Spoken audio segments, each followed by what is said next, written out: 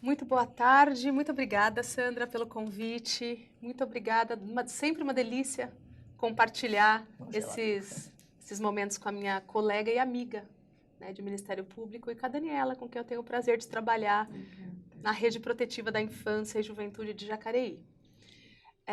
O olhar que eu trago agora é complementar ao que foi dito antes em relação à Lei Maria da Penha e diz respeito à Lei 13.431. É conhecida como a Lei da Escuta Protegida. É uma lei do ano de 2017 que entrou em vigor em abril de 2018, portanto já está há um ano e meio em vigor e é uma legislação que esse período de um ano foi exatamente porque ela determina uma série impõe uma série de obrigações para todos os sistemas, sistema de justiça, sistema de segurança, sistema de saúde, assistência.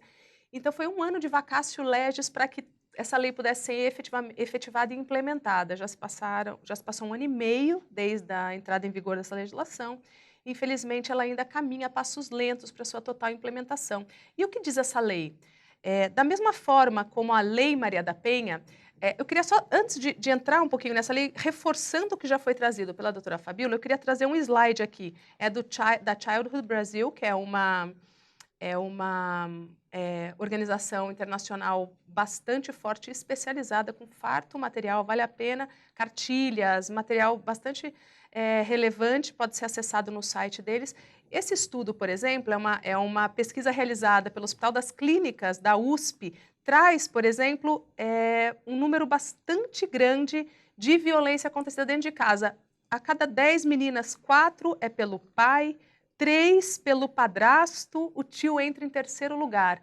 Então, é reforçando o caráter doméstico, né? Em oposição à violência sexual doméstica, nós temos a violência sexual urbana, que acontece em espaços públicos, que acontece nas baladas, nos bailes funks. Quando a gente fala de ambiente doméstico, a gente está falando de uma proporção, segundo esse estudo trazido pela Childhood Brasil, 88% dessas violências acontecem dentro de casa com alguém com quem a criança tem vínculo. Então, embora a questão da violência sexual seja bastante ampla e dê para ser abordado pela escola, e o treinamento, e a formação, e a capacitação dos educadores para todas as formas de violência, sem dúvida alguma, tem que ser feita e é relevante. Mas hoje o espaço que a gente está utilizando aqui é para focar na questão sexual e trazer e alertar para o número avassalador disso acontecer no ambiente doméstico. Esse outro slide aqui, também da Childhood Brasil, fala, de novo, reforçando tudo que já foi dito pela doutora Fabíola, da ausência de vestígio. E por que não deixa vestígio?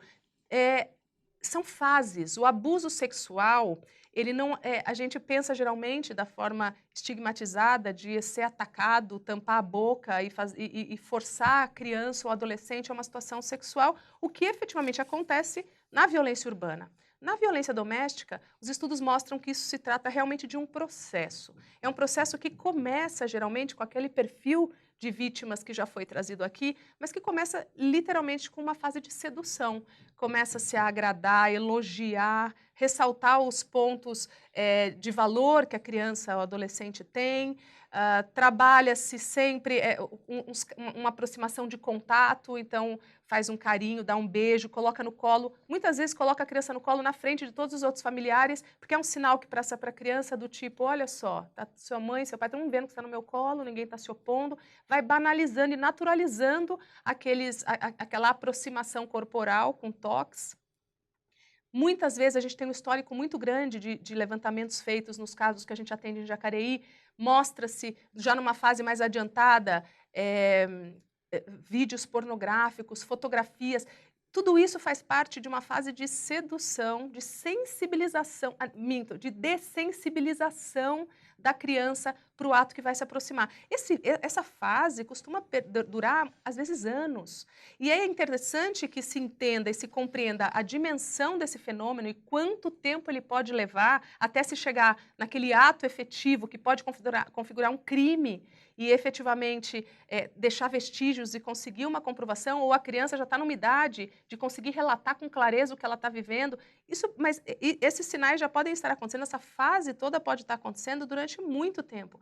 E a importância da escola como um espaço de acesso a todos eles, entender essa dinâmica, porque muitas vezes, se a gente olhar sempre para essas situações de violência sexual com um olhar de problema de polícia, problema criminal, a gente vai perder a oportunidade incrível de proteger, porque muitas vezes a gente se depara com situações em que ainda não tem repercussão criminal, está numa fase ainda preparatória, ou muitas vezes a criança não tem sequer credibilidade naquilo que ela está falando, porque geralmente é só a palavra dela. Acontece dentro de casa, sem vestígios, sem testemunha, é só o que a criança está falando. Mas essa cultura já está mudando um pouco, E muitas né? vezes, e as crianças não sabem contar, como já foi dito aqui por Uhum. você mesmo, Sandra. As crianças muitas vezes não têm noção do que está acontecendo. Então é o tio favorito, é o cara legal, é o carinho que ninguém dá, mas essa pessoa dá. Muitas vezes isso vem dentro de um ambiente doméstico. Não, então, assim, não vamos sempre imaginar algo violento, algo que deixa dor, algo que cala a boca da criança e faz ela ter pesadelos à noite. Muitas vezes isso entra de uma forma até prazerosa, como foi bem lembrado pela doutora Fabíola. É algo prazeroso. Então a criança acaba se envolvendo naquelas relações de afeto que vão caminhando para uma violência sexual criminalmente relevante numa fase mais posterior. Conforme a idade vai avançando, eventualmente os estágios desse abuso também vão avançando e começam a se tornar desconfortável. E é na hora que a criança muito pequenininha nem sabe contar, e porque não dói. Porque se doesse, ela falaria, faz dodói, não gostei. Não dói. Geralmente costuma até ser prazeroso. Quando chega numa fase que começa a incomodar, a criança já está tão engajada e envolvida naquele ato, e aí entra a vergonha, entra a culpa, entra o, meu Deus, isso acontece há tantos anos e eu permiti, eu deixei. Então veja como um processo é sórdido, porque num primeiro momento a criança não sabe o que está acontecendo, e a gente está falando agora com escolas que trabalham com uma faixa etária de adolescentes que já entende e já tem a noção e já tem conhecimento de que eventualmente aquilo ali é indevido, mas por eventualmente estarmos num estágio já bastante avançado, que vem de anos, ela já pode estar naquela fase de falar, eu não consigo mais contar, porque ninguém vai acreditar em mim, ou vão achar que eu concordei, que eu fui conivente, aí vem a culpa que assola, e junto com todo o drama vivido, vem a vergonha e a sensação de conivência com aquilo que agora ela sabe que é errado. Então, é algo realmente sórdido que merece bastante atenção da escola, porque a abordagem para todos esses casos vai ser diferenciada. Se a gente está falando com uma criança que não sabe relatar, como faremos com que ela relate algo que ela nem acha relevante? Porque uma criança não vai contar que ganhou um beijinho do avô. Ela não vai. São casos que ela não julga relevante para serem ditos. Se estiver incomodando e ela quiser falar, em que fase ela está? Ela consegue relatar isso? A criança pode, por exemplo, falar que colocou, na linguagem dela, né, que colocou o pipiu na minha pepeca. A gente vê isso todos os dias. Para um adulto, a interpretação disso pode ser a conjunção carnal, estupro. E na hora que vai fazer um exame de corpo de delito, não deixou vestígio, porque na verdade, eventualmente, ele roçou o pênis na vagina da criança. Ela não sabe relatar isso. Ela vai contar de uma forma que, numa interpretação adultocêntrica, pode ser encarado como um estupro. Opa, deu negativo. Então, aquilo ali funciona como um atestado de absolvição, né? E nada aconteceu e a criança cai totalmente na falta de credibilidade. Então, é entendendo a dificuldade que essas meninas têm de relatar, e se a gente for levar para a questão do menino, que também muitas vezes sofre abuso, e a gente também tem um número muito menor, mas tem um número de menino, e que também é subnotificado, porque a gente sabe que os meninos têm todo um estigma de eventualmente relatar uma situação de violência sofrida. Quando a gente percebe a dificuldade de uma abordagem adequada, um treinamento de um profissional que vai conversar com uma criança ou com um adolescente que viveu isso, tem que passar por um treinamento de conhecer as fases do desenvolvimento infantil, como a criança vai relatar cada situação, como ela vive aquilo, como ela enxerga aquilo, entender e traduzir para uma linguagem do adulto o que a criança está tentando falar. Então, um profissional que vai abordar uma criança, ele tem que entender como a criança vai relatar, porque se a gente ouvir e traduzir para uma realidade, para um olhar adultocêntrico, e essa criança for ouvida numa fase agora na escola, depois ela é ouvida na delegacia, depois ela é ouvida no fórum, ela vai ao olhar de quem está escutando, aos ouvidos de quem está escutando e colocando isso no papel, olha, está divergente, mudou a versão e fica muito claro a divergência e eu posso contar aqui em quantos casos eu trabalhei ao longo da minha vida vendo inquéritos policiais arquivados por absoluta falta de credibilidade da criança, nem a família acreditava nela, e quando virava processo criminal, que era raríssimo, absolvição por falta de prova. Por isso que no nosso material orientador, nós colocamos sempre que a escuta especializada, ela não é da escola. A escola tem que observar, os educadores têm que observar os comportamentos, muitas vezes se está triste, É aí que se eu vou está sem chegar. comer, Perfeito, né? perfeito, Mas a escuta é sempre da equipe especializada, perfeito, porque a escola não tem essa expertise. perfeito. E não pode vitimizar também a criança ou adolescente de querer que conte a história milhares de vezes. Mas eu só Né? pintei esse cenário, acho que é legal mostrar esse slide que fala das fases do abuso sexual. E a gente tem ali, ó, envolvimento, interação sexual, sigilo, revelação e negação. Geralmente na adolescência, quando ela já tem noção de que aquilo é errado, aí envolve aquilo que a gente mais imagina como violência e ameaças para não contar. Mas quando começa numa fase mais infantil, ele faz parte de um processo de sedução, tá? Então, é trazendo esse cenário bastante delicado, complexo, que como também já foi dito aqui, é um fenômeno tão complexo que uma expertise só não dá conta o jurídico, o direito não dá conta de prever legislação que seja suficiente para atender aquela demanda, né? A assistência social sozinha não dá conta, a escola sozinha não dá conta, a saúde sozinha não dá conta. Nós estamos falando de um fenômeno complexo que demanda um olhar multidisciplinar. E quando eu falo um olhar multidisciplinar, não é cada um no seu quadrado, são profissionais dialogando, conversando, até porque a discussão de rede é altamente capacitador, né? Conhecer um pouco, enxergar aquele mesmo fato pelo olhar do outro, que tem uma outra formação e uma outra expertise, é altamente capacitador. E é exatamente nessa linha que vem toda essa legislação, a Lei Maria da Penha, que já completou 13 anos de idade, essa Lei 13.401 e todas as últimas normativas e diretrizes que nós temos dentro do cenário do nosso ordenamento jurídico brasileiro, que traz como obrigação o trabalho em rede de forma intersetorial. Então, já ultrapassamos do momento de entender que não se trabalha mais sozinho, que não tem mais espaço para a escola sozinha no seu quadrado, olhando para aquelas situações que são taxadas de indisciplina escolar ou de comportamentos inadequados, sem entender o pano de fundo, contextualizar aquilo dentro de um olhar social, de um olhar psicológico, de um olhar de saúde mental e, junto com toda a rede protetiva, dar um atendimento integral para aquela família e para aquela criança em situação de violência. Essa Lei 3.401 não foge disso. Também, de forma muito rápida, para não ficar cansativo, eu trago aqui a nossa Constituição Federal, o artigo 227, que traz como dever, como já foi dito, doutora Fabíola, dever da família, da sociedade e do Estado. Constituição Federal é a nossa carta magna, é a nossa lei maior no Brasil, e ela determina e coloca como obrigação e dever de todos nós. Ninguém, nem nós, professores, educadores, promotores de justiça, pais, vizinhos, tios, nós temos obrigação. Ninguém pode ignorar, né? Ninguém pode ignorar. Eu costumo dizer, os filhos dos outros e os filhos de ninguém são nossa responsabilidade moral e constitucional. É dever de todos, com absoluta prioridade, e nesse artigo 227, mostra de novo, por favor, traz absoluta prioridade, é a única situação em que a nossa Constituição Federal coloca essa expressão, prioridade absoluta, só para a infância e juventude, com esse dever da família, da sociedade e do Estado de garantir os direitos fundamentais com prioridade absoluta, além de colocar toda criança e adolescente a salvo de toda forma de negligência, discriminação, exploração, violência, crueldade e opressão. Voltamos aqui, portanto, à nossa obrigação de fazer algo a respeito. O artigo 3º e 5º do Estatuto da Criança e Adolescente repete esse dever e essa prioridade absoluta, e essa Lei 3.431, de novo, no artigo 3º, de novo, dever e prioridade absoluta. Então, por qualquer ângulo que se olhe, não dá mais para nos excusarmos da nossa responsabilidade moral e constitucional de protegermos as nossas crianças.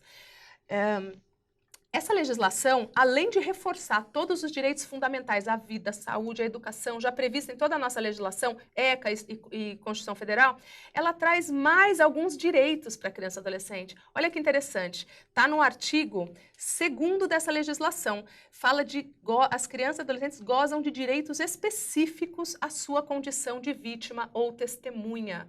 Por quê? Porque no cenário internacional, e essa legislação vem de resoluções e diretrizes da ONU, e inúmeras legislações no mundo inteirinho já trazem. A nossa lei está à imagem e semelhança de diretrizes da forma como todos os países no mundo inteiro estão abordando essa questão. Porque já se entendeu no cenário internacional de que a criança e adolescente, exatamente pela sua fase ainda de desenvolvimento, não está no seu nível máximo de maturidade social, emocional, psicológico, ela precisa ser atendida de uma forma diferenciada, ser acolhida, porque toda essa fase de desenvolvimento a torna ainda mais vulnerável, com uma dificuldade maior de compreensão e de explanação do que ela está vivendo. Ela ainda não tem o vocabulário completo para explicar o que ela está vivendo, e quem vai ouvi-la tem que traduzir isso para uma linguajar que, se for caso de tomadas de providências judiciais, criminais e jurídicas, que isso tenha algum suporte para que tenha credibilidade jurídica.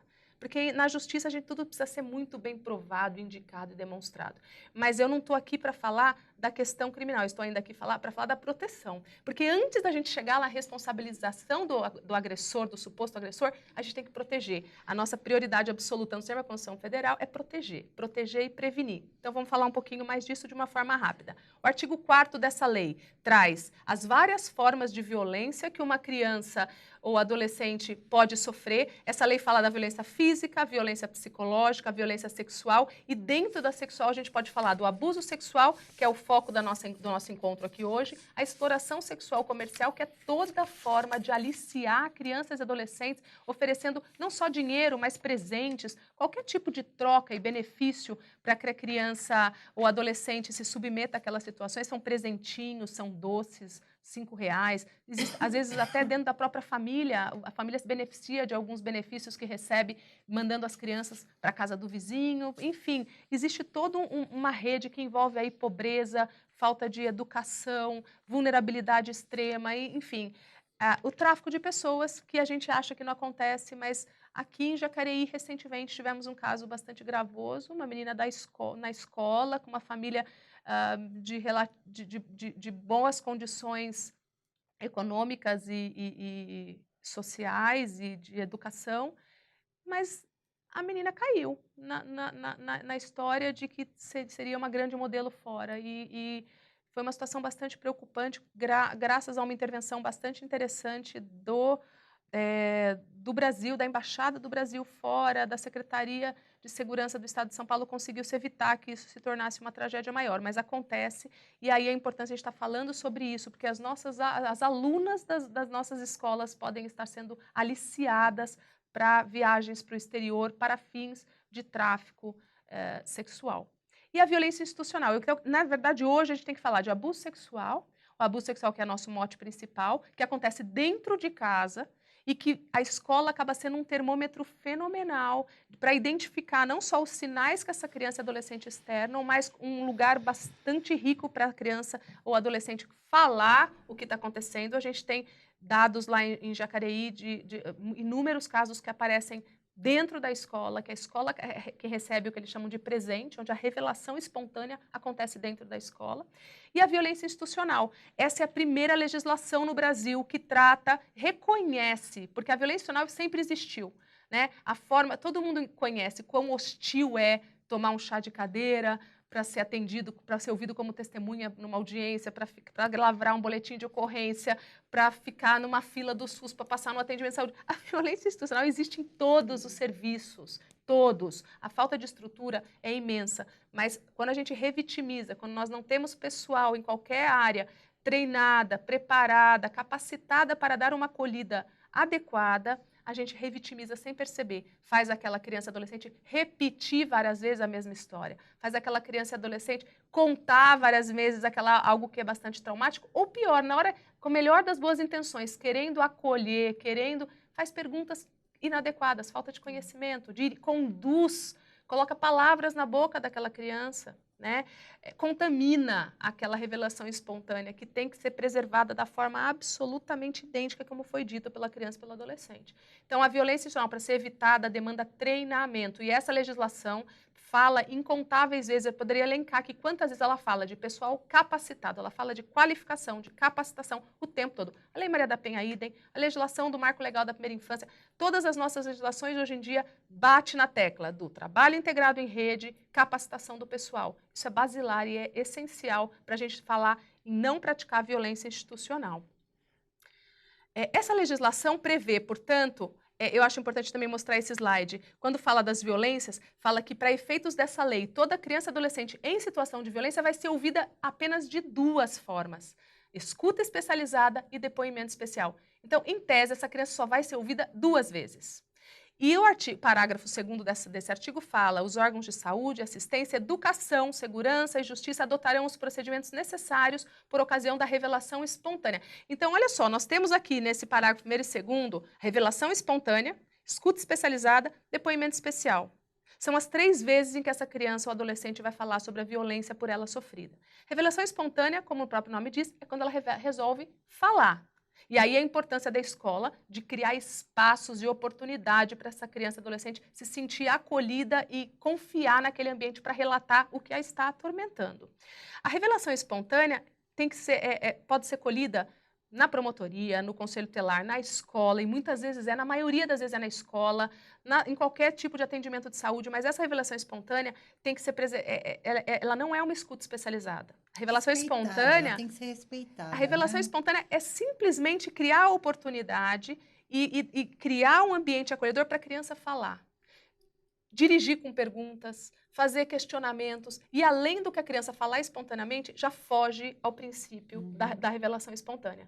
Então, repito, se a criança resolve falar, a parágrafo 2º desse artigo 4º da lei, simplesmente escute, acolha, coloque tudo o que foi falado num relatório, que é o que a legislação fala de um relatório inicial da revelação espontânea, documente isso e encaminhe para a escuta especializada, que tem que, nos termos dessa legislação, feita pela rede de proteção. Em Jacareí, é a Secretaria de Saúde a responsável pela escuta especializada. Existem alguns parâmetros que indicam que a assistência social pode fazer isso, cada município se organiza de uma forma, aí a importância de ter um fluxo intersetorial, mas em Jacareí, eu estou aqui para relatar a experiência de Jacareí, em Jacareí é a saúde. Então, quando é feito relato espontâneo pela escola, ou em qualquer outro equipamento, esse relato espontâneo é documentado e isso é encaminhado, portanto, para a saúde que vai fazer a escuta especializada. A escuta especializada, diz a lei, artigo 7º da legislação. A escuta especializada, ela é trazida pela lei como um espaço para se colher a versão, para acolher, uma acolhida da criança e adolescente, se colher todas as informações possíveis, aí sim por pessoal altamente treinado e capacitado para conduzir esses questionamentos, para conduzir essa fala, essa voz da criança, traduzir isso para um documento que é um relatório da escuta especializada e para fins de proteção. Então, o artigo 7º fala escuta especializada pela rede protetiva para fins de proteção. A escuta especializada, portanto, vai nortear todas as outras ações protetivas que se fazem necessário nesse caso. Por exemplo, como em Jacareí é feito pela própria saúde, dali já saem os encaminhamentos para a UBS do território, para o atendimento com o psicólogo, para atendimento com o pediatra, já faz todos os encaminhamentos de saúde. Família, né, doutora? Para a família também, às vezes a mãe, muitas vezes a família fica extremamente abalada por conta dos fatos ali acontecidos, a família entra em pânico, a família, se não tiver fortalecida, pode tornar aquilo mais traumático para a criança do que o fato em si. Então, a família muitas vezes precisa de um suporte também. Então, os encaminhamentos já são feitos todos a partir dessa escuta especializada. Escuta-se a criança, escuta-se o acompanhante da criança, contextualiza-se aquilo e se encaminha para os atendimentos de saúde, de assistência social. E o depoimento especial não é o que a gente vai falar aqui, tem pouco interesse para a escola. O depoimento especial previsto no artigo 8º da lei é para fins, aí sim, de coleta de prova. Tem um protocolo próprio, feito pelo setor técnico do juízo, dentro do fórum, para fins de instruir processos criminais, investigações, qualquer tipo de processo judicial ou administrativo. Tá? O depoimento especial, portanto, fica aqui apenas a título de curiosidade, mas isso sim para fins de prova. A escuta especializada para fins de proteção. E a gente vai entrar daqui a pouquinho como é que essa proteção se organiza e deve se organizar dentro de um município. A gente tem um exemplo de Jacareí, no qual nós temos um decreto, nós temos uma resolução do CMDCA de 2016, temos um decreto municipal também em 2016, antes até da Lei 13.431, que é de 2017, e essa lei só fortaleceu o trabalho que já é realizado lá. Então, já existe um fluxograma intersetorial integrado que envolve o Ministério Público, envolve a Diretoria Regional de Ensino, a Secretaria Municipal de Educação, Saúde, Assistência Social, Conselho Tutelar sistema de justiça em geral. Ou seja, lá em Jacareí, vocês já conseguiram estabelecer um fluxo entre todas as instituições da rede protetiva. Todas as instituições. A Dani vai falar um pouquinho de como a Diretoria Regional de Ensino trabalha dentro desse fluxo. É esse trabalho, essa construção que nos interessa muito. Perfeito. Né? Porque acho que vai servir como modelo para os demais municípios, as demais diretorias de ensino, inclusive escolas, para criar essa rede de proteção tão importante como vocês já falaram. É extremamente relevante, eu acho que esse fluxograma integrado existente em Jacareí decorre de um trabalho muito mais antigo e que vem de longos anos, porque nada se constrói da noite para um dia. Esse fluxo que nós temos hoje é discutido em rede desde 2014. Em 2015 foi instaurado um inquérito civil por mim, na Promotoria de Justiça, para organizar toda a documentação que estava sendo produzida, e é no bojo desse inquérito civil que eu consigo também cobrar todas as políticas públicas, independentemente da administração municipal que está atuando, porque muitas vezes tem toda uma rotatividade e a gente tem que garantir que seja mantido aquele mínimo combinado. Todo o trabalho que hoje é feito dentro desse fluxograma integrado decorre de uma rede que já está fortalecida e atuante, trabalhando de uma forma bastante integrada. O artigo 13 dessa legislação, olha só, o artigo 13 fala, de novo, de dever de comunicar o fato, de todo mundo que tiver ciência de qualquer situação de violência envolvendo crianças e adolescentes. No parágrafo único, olha só, eu trago isso como fundamento do que a gente faz. Divulgação compete à União, estados e municípios, dentre outras coisas, divulgação dos serviços de proteção e dos fluxos de atendimento como forma de evitar violência institucional. Fluxo de atendimento. Quando a gente fala de um fluxo intersetorial de atendimento, ninguém está inovando nada. É obrigação legal, né? É muito interessante a gente ver, e quando se começa a se trabalhar dentro de um protocolo e de um fluxo integrado, o quanto isso traz tranquilidade, o quanto isso traz satisfação para cada um dos profissionais atuando em qualquer uma das áreas, na educação. Quantas vezes a gente não relata, a gente não vê aquele desespero daquele professor que recebeu aquela revelação espontânea, não sabe o que fazer, não sabe para onde mandar, começa a fazer um monte de telefonema, fica todo mundo em desespero, a saúde recebe a bomba, não sabe para onde mandar. Quando a gente tem um caminho a seguir, além de garantir, de evitar uma revitimização, uma violência institucional, a gente oferece um serviço integrado de muito mais qualidade para aquela criança e aquela família, e a gente tranquiliza, e é muito satisfatório, e a gente tem relatos emocionantes em todas as áreas. Na educação não é diferente, a Daniela tem inúmeras histórias para contar, de diretores que participam de discussão de rede, que se integram na rede, e o quanto isso repercute de forma positiva dentro da escola, né? O quanto que isso repercute no trabalho que é desenvolvido com aquele aluno, e o quanto isso é engrandecedor e ensina outras formas de abordagem com os demais alunos. Acho que cria credibilidade e segurança nas pessoas, e eu acho verdade? Que a compreensão, né, de que eu penso que às vezes existe, me desculpe o linguajar, não é uma crítica, mas é uma constatação, uma prepotência de cada serviço acreditar que sozinho dá conta daquilo. Isso é um problema de saúde, isso é um problema... A justiça, eu vou entrar com uma ação na justiça... Já faz muito tempo que eu percebi... Mas acho que, assim, retomando a sua fala, do mundo complexo que nós temos hoje, ninguém dá conta sozinho, gente. Nós temos que nos dar as mãos e dialogar muito e planejar, e cada um fazer aquilo que é seu. Perfeito. Né? O olhar pedagógico da escola dentro de um contexto de alta vulnerabilidade é dos olhares essenciais que tem que se ter, mas nem de longe ele sozinho alcança o seu objetivo.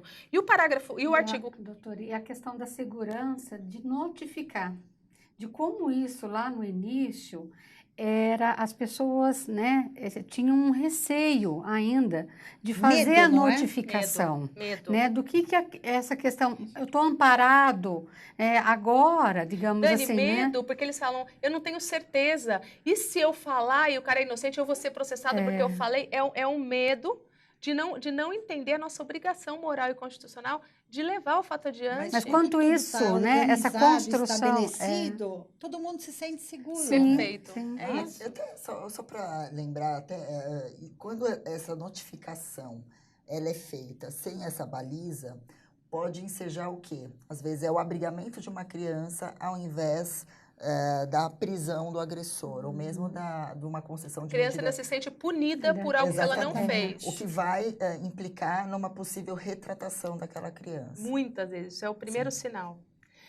O artigo 14, que também acho importante mostrar, porque é a base de tudo que nós estamos conversando, olha o que diz o artigo 14 da Lei 3.431. As políticas implementadas nos sistemas de justiça, segurança pública, assistência social, educação e saúde deverão, não é uma faculdade, é uma obrigação, deverão adotar ações articuladas, coordenadas e efetivas, voltadas ao acolhimento e ao atendimento integral às vítimas de violência. Efetivas, porque se não houver treinamento e capacitação do pessoal, não vai ser efetivo. Às vezes eu costumo dizer que uma intervenção por pessoal desqualificado pode causar mais prejuízo do que se não fizer nada. É melhor se omitir, às vezes, do que agir de uma forma assodada, despreparada e desqualificada. É por isso que nós convidamos vocês, pessoas altamente especializadas. Obrigada, Sandra. Voltando, então, portanto, a nossa... Eu poderia falar mais sobre essa legislação, mas eu acho que o tempo já está correndo e eu queria focar na importância e dentro dessa obrigação legal que todos nós temos de trabalhar de uma forma articulada e integrada, o que eu observo na minha experiência profissional é uma resistência muito grande de todos os serviços, de modo geral, em sair da zona de conforto, de fazer aquilo que já sabe fazer. É muito natural, todo mundo sempre com muito mais serviço do que dá conta, todo mundo sempre com muito mais tarefas do que o tempo permite. Então, é muito natural que se recuse e se estranhe ou se resista ao novo. Quando a gente fala em articulação de rede, gente, não é pegar o telefone, ligar e falar, já conversei com a Joana e eu já encaminhei e ela vai tocar isso lá. Isso não é trabalhar em rede, isso não é articulação. Né? Isso é o que a gente chama de encaminhoterapia. Você encaminhou, lava as mãos, acha que o problema está empurrado para o outro serviço. Isso não é trabalho em rede, isso não é atendimento intersetorial, integrado, articulado e efetivo e integrado. É muito importante deixar claro que quando se fala em articulação de rede, além de ter fluxos para se seguir, cada um tem que ter muito claro qual é o seu papel, a sua responsabilidade dentro daquele tratamento intersetorial e integrado que vai ser oferecido às crianças e adolescentes vítimas de violência. Cada um tem um papel. Se a gente for falar da escola, por exemplo, dentro do nosso fluxo de Jacareí, a Dani vai falar com um pouco mais de detalhes sobre isso, mas a escola entra dentro do fluxo de Jacareí em duas frentes, na prevenção. Então, ela entra primeiro levando a temática para dentro da escola, para criar oportunidades, para evitar situações de violência sexual ou para criar oportunidades para que haja revelação espontânea. Então, é um trabalho antes da gente saber que algo aconteceu, é um trabalho prévio. Depois que o fato já é de conhecimento, o fluxo já foi acionado, a criança já foi encaminhada para a escuta especializada, tudo para fins protetivos. Ninguém está falando de polícia ainda, ninguém está falando de processo criminal, nada. Estamos tentando identificar, contextualizar aquela situação dentro da família. A família é protetiva, né? A criança tem alguém de referência.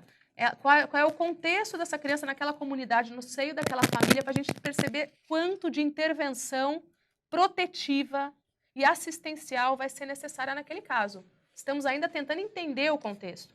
Porque também, um detalhe, a intervenção mínima também é um princípio dessa legislação.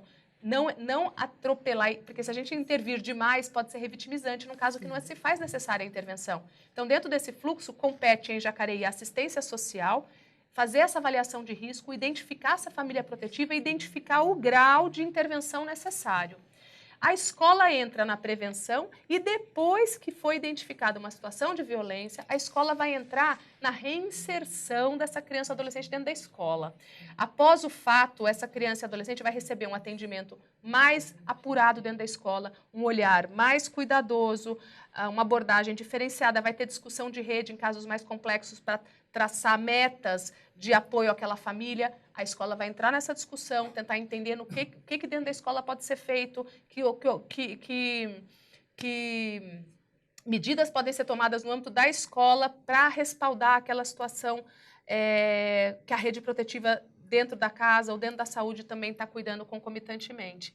Então, a Dani vai falar um pouquinho mais sobre isso, mas é importante deixar claro, eu acho que a mensagem mais relevante que precisa ser deixada aqui hoje é: É necessário sair da zona de conforto, é necessário criar-se um horário dentro da agenda. Em Jacareí, a rede protetiva tem datas certas para discussões de caso em rede, envolvendo assistência social, a saúde do território, a saúde especializada, se for o caso, a escola, vai o diretor da escola, o mediador, o supervisor de ensino, já é algo, eu costumo dizer que já virou cultura, é cultural. Hoje em dia, os benefícios são tão grandes de se trabalhar de uma forma intersetorial que existe já a cultura de eu não concebo mais nessa complexidade toda trabalhar sozinho. Então, é algo que já não se cogita não articular a rede. Quem pode articular essa rede? Quem pode provocar esse encontro para discutir, para colocar o caso na mesa e buscar junto metas exequíveis, cronograma, revisão de metas a curto, médio ou longo prazo? Quem pode provocar isso? Todos. Porque no nosso sistema de garantia de direitos previsto na legislação, a escola integra.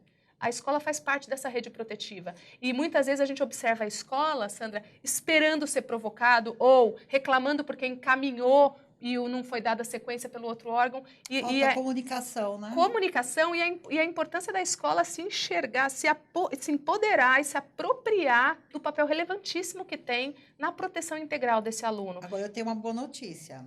O sistema de proteção escolar, a partir do ano que vem, além das pautas de formação sobre os problemas que acontecem nas escolas, nós vamos ter uma atuação muito mais forte, digamos assim, na rede de proteção. Nós vamos viabilizar, nós vamos organizar ações para que todas as diretorias de ensino, todos os municípios possam ser subsidiados na criação desse fluxo. Tá? Então, fica um compromisso aqui do Sistema de Proteção Escolar com o Ministério Público e com as demais instituições da rede protetiva. Excelente notícia. Já estamos planejando isso. Que bom. Perfeito. Tá? Perfeito. Eu finalizo aqui, então, na verdade, mostrando de forma muito rápida, dentro do nosso projeto do Fluxo de Jacareí, alguns documentos que são produzidos dentro do nosso fluxo. Então, a gente sempre tem um relatório inicial da revelação espontânea, que pode ser, geralmente é colhida na escola, mas pode ser colhida, toda a rede protetiva está treinada para não intervir e fazer a coleta isenta dessa revelação espontânea. Depois, o registro da ficha SINAM, que é preenchido por quem fez a escuta do relato espontâneo, muitas vezes a escola, e aí o que às vezes a Dani enfrentou de resistência e receio num primeiro momento, mas hoje já superado, da escola em preencher essa ficha SINAM, o relatório da escuta especializada, que é feita pela saúde, o relatório de acolhida inicial, avaliação de risco e primeiras intervenções, que em Jacareí é feita pela assistência social, e depois um plano, quando necessário, porque pode ser que naquele relatório inicial já se identifica que a família protetiva foi um fato, uma situação pontual e não é necessária maiores intervenções. Se necessário, passo seguinte do fluxograma é um plano de ação e intervenção intersetorial e transdisciplinar. E aí que entra a escola participando ativamente da construção desse plano, assumindo obrigações e metas também escolares em relação àquelas crianças e familiares e adolescentes. E, por fim, também é previsto no nosso fluxo a impressão, elaboração e impressão de panfletos e folders para grande divulgação. Nós estamos hoje já numa fase bastante avançada, em que a Diretoria Regional de Ensino tem trabalhado para estender todo esse trabalho e esse fluxo, trazer junto para a nossa parceria as escolas todas particulares também do município. Já estamos nessa fase mais avançada de tentar alcançar o sistema privado de saúde, o sistema privado de educação, que até são passos que a gente vai dando um de cada vez. É como você disse, é uma construção, e uma construção que não acontece do dia para a noite, depende da boa vontade e do engajamento de todas as instituições, né? Exatamente. Eu finalizo com esse slide, que eu gosto muito desse slide. A Rede Protetiva de Jacareí, ela tem um logo. É um logo criado exclusivamente para a nossa rede. Parabéns. São as mãos que acolhem e as mãos que protegem. E o nosso logo são essas mãos protetivas e a conscientização de que todo mundo faz parte. A sociedade civil, poder público. E fica aqui, portanto, o meu convite para todos darmos as mãos, né, na proteção da nossa criança, da nossa adolescência, que é o futuro do nosso país. Eu agradeço imensamente e me coloco à disposição para dúvidas.